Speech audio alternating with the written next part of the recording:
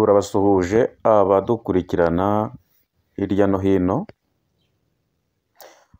Ikiganiro cy'uyu munsi turazagaruka kuri Pasiteri Julienne Kabanda, mu binyamakuru uri kugenda uca ibintu cyangwa se niyo nkuru iri guhitinga. Wakwibaza ati ese ubundi Julienne Kabanda ni muntu ki? Yamenyekanye ate? Yaje kuba pasiteri ate? Ese ubundi ajya kurokorwa cyangwa se ajya kwitwa umukozi w'Imana byaje bite? Ntucikwe n'iki kiganiro, tugumane 5 kuri 5. Ubundi amazina ye nyayo yitwa Julienne Kabanda Kabirigi. Yavutse 1980, ubu afite imyaka 45. Akaba ari umubyeyi w'abana 4. Ubu ni pasiteri ukunzwe cyane hano mu Rwanda ndetse no hirya ku isi. Abantu baramukurikira kandi baramukunze. Pasiteri Julienne Kabanda avuga ko yakijijwe afite imyaka 18, bigizwemo uruhare n'umukozi w'iwabo wabakoreraga mu rugo. Mu kiganiro yigeze kugirana n'Igihe yagize ati, natangiye ivugabutumwa mfite imyaka 18, kugeza uyu munsi nkunze umurimo w'Imana. Byampaye kunyurwa mu buryo ntashobora gusobanurira umuntu. Umuntu ahorana inyota yo kwigwizaho imitungo, ibintu by'isi, ariko njyeweho ikintu kinshishikaje cyane ni ugukunda Imana. Akiri umwana yakundaga kuririmba cyane kandi anabizi kuko bari baramwitiriye umuhanzi Brenda kubera uburyo yakundaga indirimbo ze kandi akaziririmba neza adategwa. Mu mabyiruka ye yavukiye mu muryango w'abakirisitu ariko batari abavugabutumwa nk'uko we byaje kumubera umurimo wa buri munsi, ndetse yiyemeza ko akiri umwana yakundaga kuririmba ndetse no kujya kubyina mu rubyiniro hirya no hino ndetse no mu tubyiniro mu kabari mu mujyi wa Kigali. Pasiteri Julienne Kabanda kera akiri umwana yari afite itsinda ry'abaririmbyi b'abakobwa baririmbanaga ibyo twakwita kumasura mu kabari. Gusa nanone bakoreraga amafaranga mu bitaramo bitandukanye, bakagira abakunzi mu tubari babakundaga bitewe n'amajwi yabo meza n'uburyo ki babasusuruzaga, bagatuma ikinyobwa cyangwa se agasembuye gashimisha abafana. Pasiteri Julienne Kabanda avuga ko yakijijwe avuye mu kabyiniro. Biragoye kubyumva. Avuga ko kugira ngo akizwe byaturutse ku mukozi w'iwabo mu rugo bari bafite, wari ukijijwe cyane, waterwaga intimba n'imyitwarire yari afite muri icyo gihe. Uyu mukozi wo mu rugo yiyemeje kumusengera kugira ngo akizwe.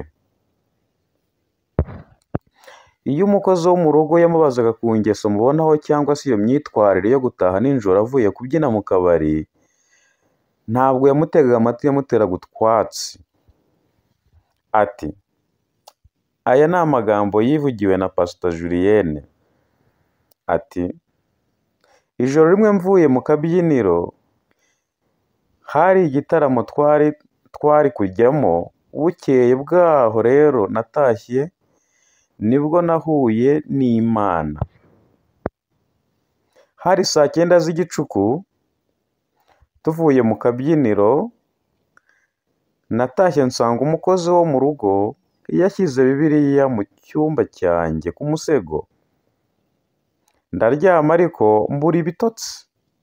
Nyuma rero uwo mukozi niyo yabonaga uko nsohotse, uko nambaye, byaramubabazaga, afata amasengesho y'icyumweru aransengera kugira ngo arebe ko nahinduka. urumva nawe n'uwo munaniro mvuye mu kabyiniro numvaga ntahita nsinzira kuko sinajyaga mbura ibitotsi, ariko icyo gihe nabuze ibitotsi gusinzira biranga. Narabyutse mfata ya Bibiliya ndavuga nti reka mbe niyireberamo ndebe ko naza kubona ibitotsi nkasinzira. Hari inkuru numvaga y'umugabo witwaga Aburahamu. Ntabwo nasomye Bibiliya nshaka kumva aya makuru ya Aburahamu ngo ngire icyo nunguka ugereranyije na mood cyangwa se uburyo nari nimereye.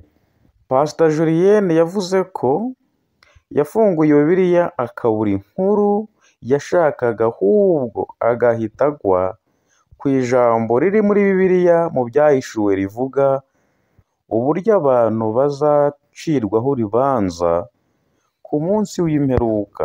Yabumbuye ahandi arasoma ahasanga ijambo rivuga ngo kuri uwo munsi azatoranya ihene mu ntama. Ubwo ninde? Ni Imana uhoraho. Aya magambo yombi yamukoze ku mutima, iryo joro arararira atakamba asaba imbabazi, apfukamye agira ngo Imana imukure muri iyo sayo y'ibyaha we yibonagamo. Bukeye ahita ajya gusenga, atangira urugendo rwe rwo gukizwa.